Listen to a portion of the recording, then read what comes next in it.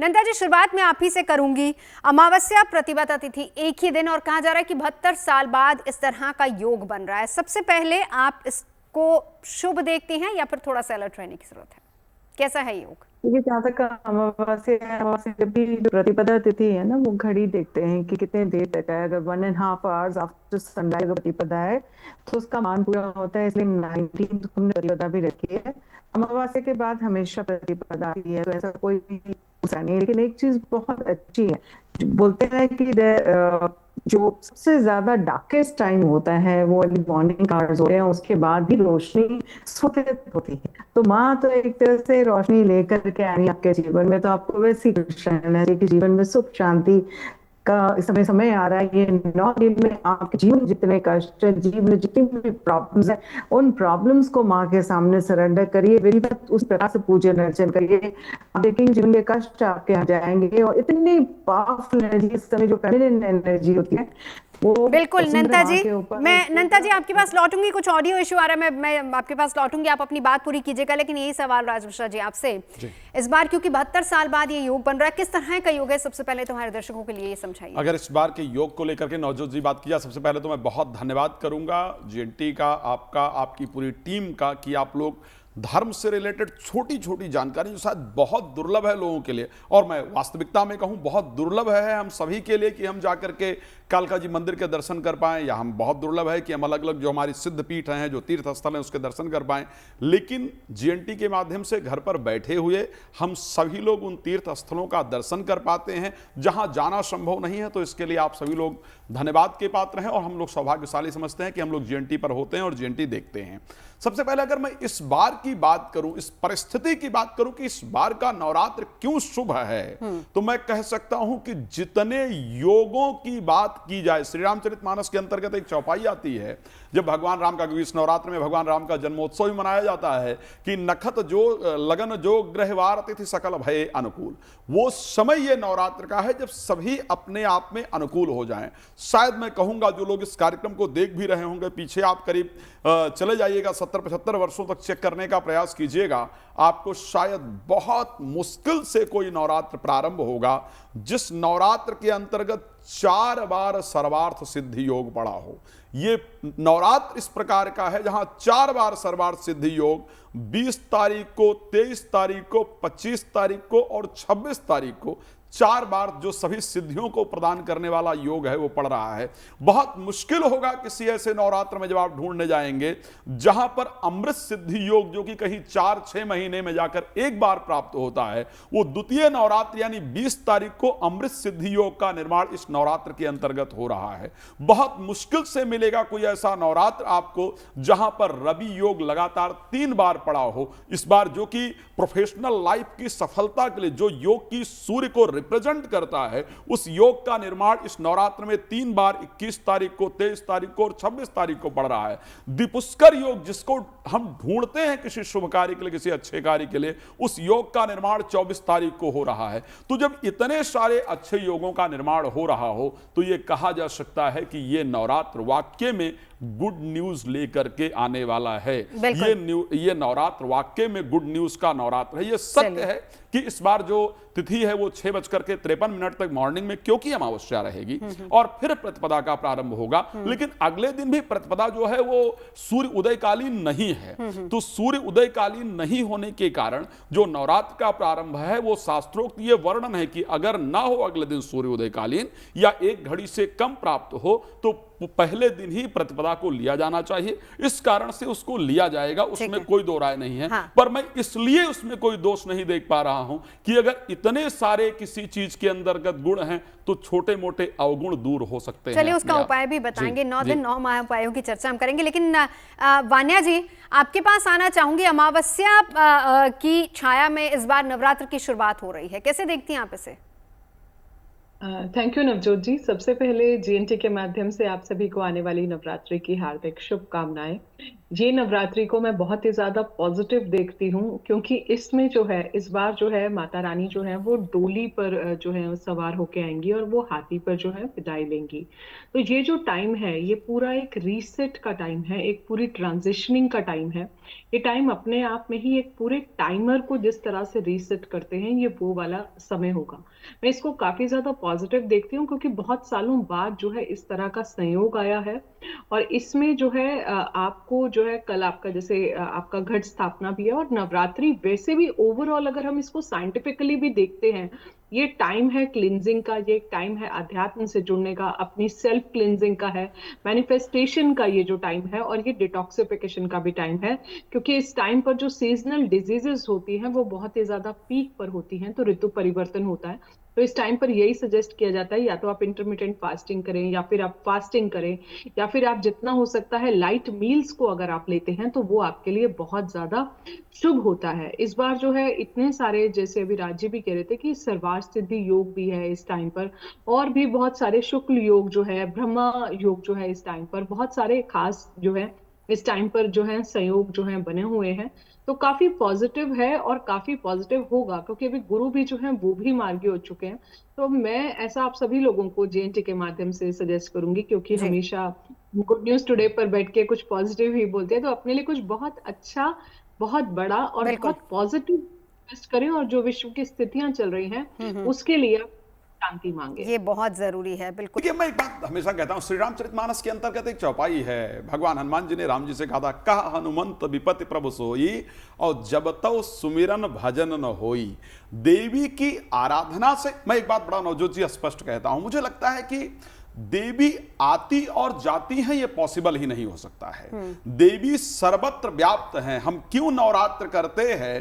क्योंकि जो विक्रम संवत है, 2100 वर्ष जब राजा विक्रमादित्य ने इस संवत का प्रारंभ किया, उसका तात्पर्य यह था कि ब्रह्मा जी ने सृष्टि की जो संरचना है वो चैत्र शुक्ल प्रतिपदा से प्रारंभ किया था। जो सतयुग का प्रारंभ है वो शुक्ल प्रतिपदा से हुआ था। इसलिए इसको हमने पहला दिन माना, और हमने माना कि 9 दिन तक हम जब वर्ष का प्रारंभ होगा तो सात्विक ऊर्जा को अपने अंदर लेकर के आए 9 दिन तक। हाँ। तो 9 दिन तक हम देवी की आराधना करें। मैं इस चीज को स्पष्ट मानता हूं कि यदि देवी की आराधना हो जाती है, मैं एक चीज मानता हूं, मां ट्रेन से आए, मां बस से आए, मां फ्लाइट से आए, मां बैलगाड़ी से आए, अगर मां आ रही है तो सुंदर ही होगा। मैं इस चीज को मानता हूं। जल्दी से अमावस्या और प्रतिपदा की तिथि का सही समय बता दीजिए, फिर ब्रेक लेना है मुझे। देखिए, अगर अमावस्या को लेकर के देखा जाए, 8:26 पर 18 तारीख को मॉर्निंग में, यानी आज अमावस्या तिथि का प्रारंभ हो चुका है।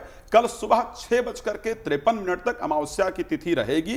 6:53 के बाद जो है वो प्रतिपदा तिथि का प्रारंभ हो जाएगा, जो अगले दिन 4:52 तक रहने वाली है। तो ये तिथि का टोटल काल रहने वाला है नवजोत जी। माँ के वाहन को लेकर हमने चर्चा कर ली, क्यों शुभ संयोग इस बार बन रहे, ये भी हमने चर्चा कर ली। लेकिन क्योंकि नवरात्र की शुरुआत हो रही है, तो ऐसे में कैसे, वो कौन से ऐसे महा उपाय हैं जो आप कर सकते हैं? तो नवरात्र के 9 दिन और 9 महा उपाय, इसी को लेकर हम चर्चा कर रहे हैं। आगे बढ़े उससे पहले वाना जी आपके पास आना चाहूंगी। देखिए, वैसे तो 4 नवरात्र एक साल में आते हैं, 2 हम लोग अच्छे से मनाते हैं और 2 गुप्त नवरात्र कहे जाते हैं। शारदीय नवरात्र जब पूरे देश में एक तरीके से धूमधाम से मनाया जाता है, गुजरात में अलग डांडिया फेस्टिवल चलता है, बंगाल में दुर्गा पूजा होती है, एक तरीके से हम सोसाइटी का फेस्टिवल, सोशल फेस्टिवल के तौर पर उसको देखते हैं। लेकिन चैत्र नवरात्र की अगर बात करें तो ये पूरी तरह से आध्यात्म आस्था से जुड़े होते। कितना डिफरेंस है दोनों के बीच में? बहुत अच्छा प्रश्न आपने पूछा है नवजोत जी। ये जो दोनों नवरात्रि है इसमें डिफरेंस है, बिकॉज एक में क्या होता है कि एक में चैत्र मास चल रहा है, और वहां पर जो है, यहाँ पर जो ऋतुएं हैं वो ही पूरी डिफरेंट हो जाती हैं। जो अभी करंट जो है, जब हम इन नवरात्रों की बात करें तो ये अध्यात्म से जुड़ने का समय होता है, खुद से जुड़ने का समय होता है। ये जो समय होता है ये चक्रा बैलेंसिंग का होता है, अपने सारे चक्रास जो आपके ब्लॉक्ड हैं उसको जो है एक्टिवेट करने का होता है। ये अध्यात्म आत्मिक ऊर्जा जो है हमारे अंदर बढ़ाने का होता है। ओवरऑल एनवायरनमेंट में बहुत नेगेटिविटी होती है इस टाइम पर जब हम मेडिटेट करते हैं, जब माँ के चरणों में हम बैठते हैं, माँ के चरणों में जब हम दीपक जलाते हैं, तो ये एक बहुत ही प्यारी एनर्जी होती है। इसमें रामनवमी होती है और वहीं जो है शारदीय नवरात्रि का जो एंड होता है वो विजयदशमी से होता है। और मोर ओवर, जैसे भी आप भी अभी बिल्कुल ठीक कह रहे थे कि एक सोशल फेस्टिवल की तरह हम शारदीय नवरात्रि को जो है मनाते हैं, जिसमें गरबा होता है, डांसेस को जो है बहुत ज्यादा इंपॉर्टेंस दी जाती है इन अ पॉजिटिव वे, और सात्विक रह के। और यहाँ पर भी हमें सात्विक ही रहना है, लेकिन इसमें जो है फास्ट की बहुत ज्यादा वो बढ़ जाती है, क्योंकि इस टाइम पर ऋतु परिवर्तन होता है, बॉडी में वात पित्त कफ जो है इस टाइम पर बहुत ज्यादा इम्बैलेंस हो जाता है। तो आयुर्वेद भी जो है इस टाइम को थोड़ा सा टफ मानता है। तो यहाँ पर जो है ऊर्जा का जो संतुलन होता है वो इम्बैलेंस हो जाता है। तो ये नवरात्रि जो है ये सेल्फ वर्क के लिए बहुत ज्यादा जरूरी है, सेल्फ मेडिटेशन के लिए बहुत ज्यादा जरूरी है, अपनी सेल्फ क्लींजिंग के लिए जो है ये टाइम जो होता है बहुत ज्यादा इंपॉर्टेंट होता है। अगर आपको लगता है कि बहुत सारा आपकी लाइफ में बहुत लाइफ कई बार स्टेगनेंट हो जाती है, कोई ऐसा फेज होता है, तो उस टाइमर को जो है रीसेट करने का भी जो है ये समय होता है। और ये खुद में ही, मतलब जैसे साल में 4 नवरात्रि, जिसमें 2 गुप्त नवरात्रि रहती है जो मोस्टली साधकों के लिए होती है, जो साधनाएं करते हैं। लेकिन ये टाइम भी जो होता है मैनिफेस्टेशन का होता है। इस टाइम पर यूनिवर्स की वाइब्रेशन और जो है फ्रीक्वेंसी बहुत हाई होती है। ये टाइम जो होता है न्यूरॉन कॉपिंग का होता है, क्योंकि ओवरऑल पूरा एनवायरनमेंट जी। पॉजिटिव होता है। आप देखिए, आप जिस चीज पर हाथ रखते हो वो चीज जो है हमें लाइफ में मिल जाती है। प्लस स्टेट वाइज जो है यहाँ पर कल्चरल डिफरेंस आता है कि कुछ नवरात्रि कुछ स्टेट्स में ज्यादा, जैसे गुजरात साइड जो है शारदीय नवरात्रि का बहुत ज्यादा ट्रेंड है। इस साइड जो है यहाँ पर जो है हम चैत्र मास को बहुत ज्यादा इंपॉर्टेंस देते हैं। तो बिल्कुल। इसमें स्पीड वाइज, ऊर्जा वाइज, और उसमें जो है शारदीय में बुराई पर अच्छाई की जीत होती है। यहाँ पर श्री राम का जन्म होता है, तो रामनवमी को यहाँ पर ज्यादा इंपॉर्टेंस दी जाती है। बिल्कुल। अब जल्दी से जान लेते हैं घट स्थापना का, कलश स्थापना का शुभ मुहूर्त और किस तरीके से की जाए। रांची, अगर मैं कलश स्थापना की बात करता हूं, मुझे 2 मुहूर्त कल के बहुत सुंदर नजर आ रहे हैं और दोनों में से एक है जहां पर वृष लग्न का प्रारंभ होगा सुबह 9:17 से लेकर के और 11:02 तक। शुक्र का लग्न है, देवी का प्रिय लग्न है और शुक्र इस संसार में मटेरियलिस्टिक हैप्पीनेस के कारक प्लैनेट हैं। संसार की जो इच्छाएं हैं, जो उम्मीदें हैं, उसको पूर्ण करने वाले हैं। तो ऐसी परिस्थिति में प्रातः अगर देखा जाए 9:17 से 11:02 तक कलश स्थापना किया जा सकता है। दूसरा मुहूर्त जिसका वर्णन बाकायदा पंचांगों के अंतर्गत किया गया है और अभिजीत मुहूर्त को इस बार पंचांगों ने भी प्राथमिकता दी है। अब अभिजीत मुहूर्त का प्रारंभ होगा दोपहर 12:05 से। सभी लोग प्लीज नोट कर लें, अगर अभिजीत मुहूर्त को इस बार पंचांगों ने प्राथमिकता दी है कलश स्थापना के लिए 12:05 से दोपहर को लेकर के और 12:53 तक का जो समय होगा, यह समय अभिजीत मुहूर्त का होगा। इन दोनों मुहूर्त में कलश स्थापना, कलश पूजन किया जा सकता है। कलश के लिए अगर कहा जाए, एक सिंपल, बहुत सिंपल प्रोसेस है। खैर स्टार्टिंग में ही आपने दिखाया है कि किस प्रकार कलश स्थापना करना चाहिए। मुझे लगता है आधा जो ज्योतिषी का काम है, आधा जो पंडित का काम है, वो तो जीएनटी शुरू में ही कर रहा होता है। नहीं, लेकिन मैं चाहूंगी कि उसका जवाब आप दें, लेकिन उससे पहले एक बार नंदा जी के पास चलते हैं। नंदा जी, अब मैं आपके पास आऊंगी। देखिए, कल मां शैलपुत्री की आराधना होनी है। हम 9 दिन के 9 महा उपायों की चर्चा कर रहे हैं और वाना जी ने बड़े अच्छे तरीके से बताया कि आप कोई भी चीज अगर मैनिफेस्ट करते हैं, इस पूरे नवरात्र आप कुछ सोचते हैं, आराधना करते हैं माँ की, तो आपकी तमाम वो मनोकामनाएं पूरी हो जाती। मेरे 2 सवाल आपसे। पहला तो ये कि कैसे अलग अलग दिन हमारे ग्रहों से जुड़े हैं, और अगर हम पहले माँ शैलपुत्री की आराधना की बात करें तो किस तरीके से उनकी आराधना की जाए, इनसे हमारे कौन से ग्रह की शांति होती है? देखिए, बहुत ही उत्तम प्रश्न है नवजोत जी। और देखिए, सबसे पहले सारी जो 9 देवियां हैं वो 9 ग्रहों को कंट्रोल करती हैं। जब प्रथम दिन होता है, माँ शैलपुत्री वो चंद्रमा को कंट्रोल करती है। यानी कि अगर आपको बहुत ज्यादा इमोशनल है, बहुत ज्यादा किसी भी चीज को लेकर सोचते हैं, मेंटल डिप्रेशन है, किसी भी प्रकार की इस तरह की इमोशनल एस्पेक्ट्स हैं, या बीपी वगैरह भी आपको बहुत ज्यादा है, तो वो भी यहाँ पे कंट्रोल होता है माँ शैलपुत्री की पूजा करके। और महा उपायों की बात करें, बहुत सिंपल है। काऊ का जो, गाय का जो उपला होता है, उसको आप 9 उपले लेके रखे। रात्रि के वक्त में जब आप संध्या पूजन कर लेते हैं, उसके पश्चात या अर्धरात्रि को, जो निशीत काल होता है, क्योंकि माँ की, देवी की उपासना हमेशा रात को की जाती है, इसलिए इसे नवरात्रि बोला जाता है। आपने उस गाय का उपला लेना है, उसमें कपूर आदि डाल के, घी डाल करके आपने उसको प्रज्वलित करना है। और माँ शैलपुत्री का जो भोग होता है, उनका जो भोग रहेगा वो रहेगा आपका घी, देसी गाय का घी। उस भोग को आपने अर्पित करना है। कमल गट्टे के अगर आपके पास बीज हैं तो उस बीज को उस घी में भिगो करके आप डालें और आपने माँ शैलपुत्री का मंत्र पढ़ना है। इस मंत्र में आप सिंपल मंत्र भी पढ़ सकते हैं या फिर आप दुर्गा कवच भी पढ़ सकते हैं। सारे दिन अगर आप वो नहीं कर सकते, दुर्गा कवच का जो बीज मंत्र होता है, ओम दुर्गे दुर्गे रक्षिणी ठ ठ स्वाहा, सिंपल सा मंत्र है लेकिन ये बीज मंत्र है जो पूरे कवच को कंट्रोल कर देता है। इसके 108 माला या फिर नवाण मंत्र की माला ओम एम ह्रीम क्लीम चामुंडाय विच्चे, इस माला से आपने वो करना है तो आप देखेंगे आपके चंद्रमा से संबंधित जो भी कष्ट है वो हट जाएंगे। अगर आपको मंगल से संबंधित प्रॉब्लम्स है, एग्रेवेशन बहुत है, फायर प्रोन बहुत ज्यादा है, अग्नि से एकदम से परेशानियां आ जाती हैं, गुस्सा बहुत आ जाता है, छोटे आंधी आपको लग जाती है, तो इसका मतलब मंगल कहीं पे खराब है आपका। और मंगल को शांत करने के लिए ब्रह्मचारिणी का पूजन किया जाता है और उनका जो भोग लगता है वो दूध से बनी हुई मिठाई लगती है। उस भोग के साथ आप वैसे ही नियमित रूप से जैसे मैंने आपको बताया रात्रि वक्त हवन करें तो अच्छा रहता है। चंद्र घंटा माँ है तो वो शुक्र को कंट्रोल करती है।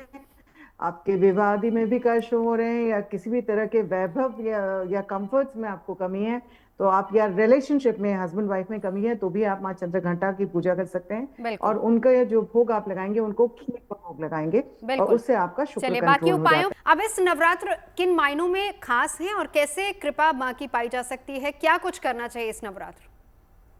जी, ये नवरात्रि बहुत ही ज्यादा खास है। जैसे कि नंदिता जी, गौरव जी भी बोल रहे थे कि ये जो टाइम है, अभी माँ जो है वो डोली पर सवार होके आ रही है, तो कहीं ना कहीं ये एक मिक्स सा फेज है, तो मतलब थोड़ा सा टर्बुलेंस जो है रहेगा, लेकिन आप लोग बिल्कुल भी नहीं घबराएंगे इस टाइम पर। आप जो है आपकी जो भी विश है जो आपको अपनी लाइफ में मैनिफेस्ट करनी है, उसको आप एक पेपर लीजिए व्हाइट कलर का, उस पर आप रेड पेन से पहले आप जो है ओम दुम दुर्गाय नमः लिखिए और उसके बाद अपनी विश लिख के आप बड़े फेथ के साथ जो है आप माता रानी को सरेंडर कर दीजिए। दूसरी बात, कल जैसे जब घट स्थापना होगी तो आप कलश के नीचे भी जो है अपनी विश को लिख सकते हैं। तीसरी बात, जो आप जौ बोएंगे, जो आप खेतरी बोएंगे, उसमें भी जो है जब आप 9 दिन उन खेतरी की जो है सेवा करेंगे तो वहां पर भी आप अपनी विश को रख के उसके बाद उन वो जो जौ में जब आप रोज पानी देंगे, आप उसे सींचेंगे, जैसे जैसे वो ग्रोथ होगी वैसे वैसे आपकी विश भी ग्रो करेगी। नवरात्रि 9 नाइट्स, ये जो टाइम है 9 दिन, जब अगर आप रात को माँ के आगे बैठते हैं दिया जला के, हर दिन हर देवी की जो है उपासना करते हैं, जो भी हर दिन से एसोसिएटेड देवी है, जो हर दिन से एसोसिएटेड आपका प्लैनेट है और हर दिन से एसोसिएटेड जो आपका चक्रा है, आप उस चक्रा पर ध्यान करके अपने उस चक्रा को जो है एक्टिवेट कीजिए, अपने प्लैनेट को जो है आप स्ट्रेंथन कीजिए और माँ की जो एग्जाम्पल्स है, माँ की जो हिस्ट्री है, आप उनको थोड़ा सा पढ़िए और उनकी क्वालिटीज को आप अपने अंदर लेके आइए। इस टाइम पर जो है आप जितना लाइट मील्स खाएंगे वो भी बहुत अच्छा है। माँ को लौंग सुपारी नारियल का भोग जरूर लगाएं। जब आप कलश स्थापना करें तो नारियल जो है आप जरूर जो है घट स्थापना यूज करें। और इसके अलावा जो है आप जो है लौंग का सफेद मिठाई का, माँ को पान का भोग, माँ को श्रृंगार, माँ को लाल चुनरी जो है वो भी आप जो है इस टाइम पर चढ़ाएं। दुर्गा सप्तशती जो है आप जरूर करें, दुर्गा चालीसा जो है आप जरूर करें, माँ को जो है आप कलावा चढ़ाए या फिर और भी आप अगर माँ को जो आपकी श्रद्धा अनुसार हो, आखिरी दिन जो है कन्या पूजन जो है वो आप जरूर करें। बिल्कुल, चलिए लौटती हूँ। अब कलश स्थापना की बात होगी, कल सुबह से शुरुआत हो रही है और जाहिर सी बात है कि उसका शुभ मुहूर्त हमने राज्य से जान ही लिया था, लेकिन विधान क्या रहता है और कौन कौन सी अहम चीजें हैं जो जरूरी हैं इसके लिए? राज्य कलश पूजन के अगर विधान की बात की जाए, सबसे पहला जो इंपॉर्टेंट पार्ट है, श्री रामचरितमानस में भगवान राम ने एक शब्द कहा कि निर्मल मन जन सो मोहि पावा, मोहि कपट छल छिद्र भावा। शास्त्रीय बात स्पष्ट कहता है कि पूजन करते वक्त स्थान की निर्मलता महत्वपूर्ण है और हृदय की निर्मलता महत्वपूर्ण है। परमात्मा शुद्धता को, स्वच्छता को सबसे ज्यादा पसंद करते हैं, इसलिए सबसे पहली आवश्यकता है कि जहां पर कलश की स्थापना करनी है उस स्थान को गंगा जल इत्यादि से छींटा लगा करके उसको शुद्ध कर लिया जाए। जनरली गांव में गाय के गोबर से उसको लीप दिया जाता था, उसके बाद वहां देवताओं की स्थापना की जाती थी। आप अपने घर के अंदर गंगा जल का छींटा लगा करके सुंदर एक चौकी बिछाएं, चौकी के ऊपर लाल चौकी रखें, चौकी के ऊपर लाल कपड़ा बिछाएं, लाल कपड़े के ऊपर सुंदर माता की अगर कोई चित्र या कुछ मूर्ति है तो उसको स्थापित करें। अगर आपका मंदिर है तो जैसा है वहीं पर उनको नहला धुला करके सुंदर स्थापना कर सकते हैं। स्थापित करने के बाद माता का सुंदर पंचोपचार विधि से या षोडशोपचार विधि से पूजन किया जा सकता है। और उसके साथ एक बात ध्यान रखिएगा, कलश जो है वो हमेशा माता के बाएं तरफ यानी आपके दाहिने तरफ होना चाहिए, और दिया जो आप जलाते हैं वो अगर अखंड दीप इत्यादि आप जलाते हैं तो कलश के बिल्कुल सामने होना चाहिए, इसका ध्यान रखना चाहिए। कलश कभी खाली जमीन पर नहीं रखना चाहिए, इस बात का विशेष ध्यान रखना चाहिए। कलश के नीचे अनाज धान्य रख करके कलश रखने का विधान है। अनाज रख करके रख सकते हैं, चावल रख सकते हैं, कोई और अनाज रख सकते हैं, वो पॉसिबल नहीं है तो पुष्प और चावल रख करके नीचे उस पर कलश रख सकते हैं। कलश के ऊपर 7 पत्ते, 11 पत्ते या 5 पत्ते, वैसे 5 प्रकार के पल्लों का विधान है, लेकिन वो ना हो तो आम के पत्ते लगा करके, मुश्किल है तो अशोक के पत्ते लगा करके कलश के अंदर रोली डाल देना चाहिए, चावल डाल देना चाहिए, हल्दी डाल देना चाहिए, कोई सिक्का जरूर डाल देना चाहिए, गंगा जल डाल देना चाहिए। कलश के ऊपर मोली 3 बार बांधना चाहिए, स्वास्तिक स्थापित करके नारियल रखना चाहिए, नारियल सीधा रखना चाहिए, कलश के ऊपर विशेष ध्यान रखना चाहिए। जी ठीक है, नोट जल्दी से 30 सेकंड। चलिए नंदिता जी आपके पास आती हूँ। हमने माँ शैलपुत्री, ब्रह्मचारी और चंद्रघंटा की बात की, लेकिन अगर हम माँ के बाकी स्वरूपों की बात करें तो कैसे माँ को प्रसन्न किया जाए, कैसे उपाय हम कर सकते हैं, किस ग्रह की शुद्धि हो सकती है? जी, और हमने पहले 3 देवियों के बारे में बताया, और कुष्मांडा माँ जो है वो सूर्य को वर्ण करती हैं, और उनको मालपुए या कद्दू का भोग लगाया जाता है, हरे कद्दू का भोग लगाया जाता है। तो उससे क्या होता है कि आपके जो भी जैसे एडमिनिस्ट्रेशन से रिलेटेड आपको प्रॉब्लम्स है, पिता से संबंधित कोई दिक्कतें आ रही हैं, या आपके जो भी मेंटोर्स हैं उनसे रिलेटेड आपको कष्ट आ रहे हैं, तो आप माता रानी का पूजन करिए, मालपुए का हवन अवश्य करिए। अर्धरात्रि को आप देखेंगे बहुत ज़्यादा शुभ रहेगा। 5वीं माता आती है स्कंद माता। संतान संबंधित अगर आपको कष्ट रहता है या फिर किसी भी प्रकार के आपको एक इल्यूजन रहता है, पढ़ाई लिखाई से संबंधित परेशानियां होती हैं, क्योंकि वो बुध ग्रह को कंट्रोल करती हैं। अभी इतनी हम इकोनॉमी की बात कर रहे थे, अगर आप शेयर मार्केट आदि में ट्रेड आदि करते हैं तो इस समय माँ स्कंद माता का पूजन करना बहुत अनिवार्य आपके लिए है, क्योंकि इकोनॉमिक अपहीवल्स अभी दिखने को मिल रहे हैं। और इस समय रात्रि में माता को केले का भोग लगाएंगे तो बहुत अच्छा रहेगा। और फिर उसके बाद आ जाते हैं माँ कात्यायनी। माँ कात्यायनी को जो उनका था, वो जब आई थी तो वो पूरा यहाँ साम्राज्य में जिस भी तरह के नश्वर चीज़ें थी या जिस भी तरह की नकारात्मक ऊर्जाएं थे उनको वो धीरे धीरे ख़त्म करना शुरू करती हैं, और आकर के वो विवाह का बहुत स्ट्रॉन्ग कारण बनती है माँ कात्यायनी। और माँ कात्यायनी को जो भोग लगाया जाता है वो शहद का भोग लगाया जाता है। आप उनको शहद का भोग लगाइए, और साथ ही साथ उनको लाल वस्त्र पहन करके अगर आप भोग लगा देते हैं बहुत अच्छा रहता है। माँ कात्यायनी आपके जीवन के जो भी कष्ट होते हैं उनसे आपको मुक्त करती हैं, आपके जीवन में सुख समृद्धि लेकर के आती हैं। और इसके बाद हम जब बात करते हैं, माँ कात्यायनी गुरु का गमन करती है, यानी कि आपको शिक्षा से आदि से रिलेटेड कोई भी कष्ट है आप उनसे पूजन अर्चन करके उस चीज़ से आप मुक्ति पा सकते हैं या अच्छे एकेडमिक रिजल्ट्स लेकर के आ सकते हैं। और माँ कालरात्रि होती हैं, वो दिखने में बहुत भयंकर है, लेकिन उनको शुभंकरी भी कहा जाता है। क्यों? क्योंकि वो प्रसन्न बहुत जल्दी होती है, शनिदेव को वो कंट्रोल करती हैं। और माँ को शुभंकरी को जब आप अर्पित करें, आप उनको गुड़ का भोग लगाएं, आप देखें बहुत शुभ रहेगा, बहुत अच्छे जीवन में आपके सुख समृद्धि के योग बनेंगे। माँ महागौरी, माँ महागौरी बहुत जल्दी प्रसन्न हो जाती हैं, राहु को कंट्रोल करती हैं। तो आप पॉलिटिकल चीज़ों से संबंधित कोई काम करते हैं, किसी भी तरह के इवेंट मैनेजमेंट से रिलेटेड काम करते हैं, अपने घर पे साफ सफाई रखें, आप उनको नारियल का भोग लगाएं। और नारियल का जब आप भोग लगाते हैं, आप अर्धरात्रि में नारियल को लेकर के भोग लगाएं, जटा वाला नारियल लेकर के अगर आप करते हैं ज़्यादा सुंदर रहता है, और आप देखेंगे कि जीवन में जो भी आपकी परेशानियां हैं वो खत्म हो जाएंगी। इस वर्ष गुलाबी वस्त्र पहन के माँ को भोग लगाएंगे तो और उत्तम रहेगा। और केतु जो होते हैं वो माँ स्कंद माता, माफ कीजिएगा, माँ सिद्धिदात्री कंट्रोल करती हैं, मोक्ष की कारक होती हैं, सभी सिद्धियों के दात्री होती हैं, और केतु को भी उन्हीं के द्वारा ठीक किया जा सकता है। यानी कि अगर आप बहुत जल्दी चिड़चिड़े हो जाते हैं, बहुत जल्दी कहीं पे भी स्टैब्लिश नहीं हो पाते, किसी ना किसी चीज़ को लेकर डिटैचमेंट आपको रहता है, तो आपको इसका मतलब है कि केतु आपका गड़बड़ है। और आपको केतु को अगर कंट्रोल करना है, स्पिरिचुअलिटी में अगर आपको आगे बढ़ना है, तो ये बहुत उत्तम दिन होता है। माँ सिद्धिदात्री का वन दोपहर के समय में किया जाता है। काले और सफ़ेद तिल में शहद मिला करके आप उनको भोग लगाएं या अनार का उनको भोग लगाएं, आप देखेंगे जीवन में जो भी कष्ट हैं आपके हट जाएंगे। बैंगनी वस्त्र पहन करके अगर आप भोग लगाएंगे बहुत उत्तम रहेगा, जीवन में सुख समृद्धि अवश्य आपको प्राप्त होगी। बिल्कुल, तो जिस तरह की ग्रह दशा है, माँ के वाहन को लेकर चर्चा की, राजी एक उपाय अगर इस नवरात्र हम कर पाए तो सबसे शानदार उपाय मैं तो स्पष्ट कहता हूँ, एक मंत्र आदिशक्ति की आराधना कीजिए। या देवी सर्वभूतेषु मात्र रूपेण संस्थिता नमस्तस्यै नमस्तस्यै नमस्तस्यै नमो नमः। इस मंत्र का रोज जप कर लीजिए। नहीं जप करना पॉसिबल है तो 9 दिन तक लगातार एक लाल पुष्प देवी को अर्पण कीजिए और उसे प्रार्थना कीजिए, देवी जो भी जाने अनजाने में इस जन्म पूर्व जन्म में भूल हुई है उसके लिए क्षमा करें, माँ माफ करेगी, आपका जीवन सुंदर होगा। चलिए, इसी पॉजिटिव नोट के साथ आप तमाम खास मेहमानों का हमारे साथ चर्चा में जुड़ने के लिए बहुत बहुत धन्यवाद। तो शुरुआत हो रही है नवरात्र की 9 दिन और 9 दिन के महाउपाय, क्या कुछ आपको करना है सब हमने जाना अपने खास मेहमानों से। अगर आप मुझसे जुड़ करके अपनी समस्याओं का समाधान चाहते हैं और चाहते हैं कि आपकी समस्याओं को ज्योतिष के माध्यम से सुलझाया जाए तो आप हमसे संपर्क कर सकते हैं, जुड़ सकते हैं एस्ट्रो तक पर।